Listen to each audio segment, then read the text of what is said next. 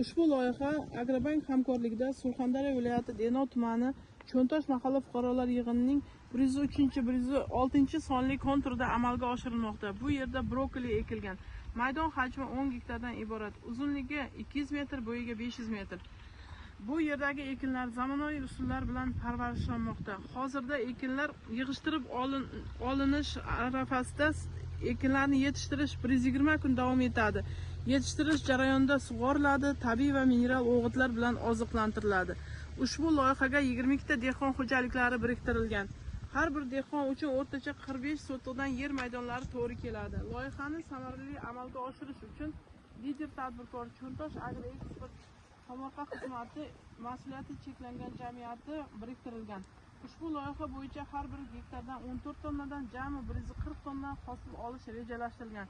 Mazkur ekin yig'ishtirib olingandan so'ng ikkinchi ekinga ham yuqori daromadli ekin turini ekish orqali yer egalarining daromadlari yanada oshirib boriladi.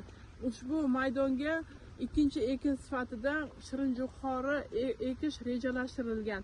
Hozirgi kunda agrotexnik tadbirlar amalga oshirilmoqda.